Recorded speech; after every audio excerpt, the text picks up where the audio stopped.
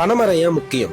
வெயில் காலம் வந்தா நொங்கு வேணும், குளிர்காலம் வந்தா கல்லு வேணும், குடிக்கிறதுக்கு நிலத்தடி நீர் வேணும், சுகரை குறைக்க பனங்கிழங்கு மாவு வேணும், சூட்டை தணிக்க பதனி வேணும், சுவையா திங்கிறதுக்கு பனவெல்லம் கருப்பட்டி வேணும், குழந்தைங்க பாலுக்கு பனச்சக்கரை வேணும், பசுமையா வாழறதுக்கு பல மரங்கள் வேணும். இது எல்லாம் வேணும். ஆனா இது எல்லாத்துக்கும் ஒரு காரணமா இருக்கிற பனைமரம் வேணும். 10 பனைமரம் ஒரு கிணற வத்த விடாது. மொத்த பனைமரம் ஒரு ஊரையே வத்த விடாது. பனையால மனுஷனுக்கு மட்டும் ஒரு வீடு, ஆனா பனைமரம் தான் பல உயிர்களுக்கு பெரு வீடு. பனைமரத்துல பறவைங்க கூடு கட்டும். கட்டின பறவைங்க பல விதைய காடா மாத்தி காட்டும். கருவேல மரமும் காடா கிடக்குது, ஆனா பனைமரமும் ஒத்தையில தவிக்குது. வாரி வாரி எடுக்கிற மண்ணெல்லாம் பணம் வேறால புடிச்சதுன்றத மறந்துட்டோம் நம்மெல்லாம். இன்னைக்கு காசு கட்டி வாங்குற ஏசி காத்து அன்னைக்கு பனைமரத்தோட ஓசி காத்து தான் ஏசி காத்து. சுனாமியை தடுக்கிறது பனைமரம் தான், சூறாவளியை தடுக்கிறதும் பனைமரம் தான். பனைமரத்தோட வளர்ச்சியை வச்சுதான் ஒரு ஊரோட வளத்தையே கணிப்பாங்க.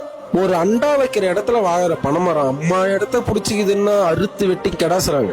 100க்கு மேல பயன் தர ஒரு மரத்தை சூளைக்கு வெறும் 100 ரூபாய்க்கு வெட்டுறது எவ்வளவு பெரிய பாவம் இல்ல?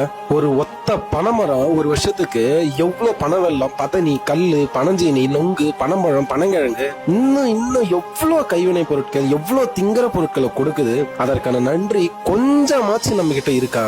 பாலைவனத்துல கூட வளர்ற பனைமரம் பாவம் இந்த தமிழ்நாட்டுல பட்டு போகுதுன்றது எவ்வளவு அவமானம். அடுத்த தலைமுறை சாக போகுதுன்றத புரிஞ்சு பனைமரம் வெறும் மரம் மட்டும் இல்ல, அது இயற்கையை கொடுத்த வரம்னு உணர்ந்து அனைவரும் சீராக்குடன் பனைமரம் நடுவோம்.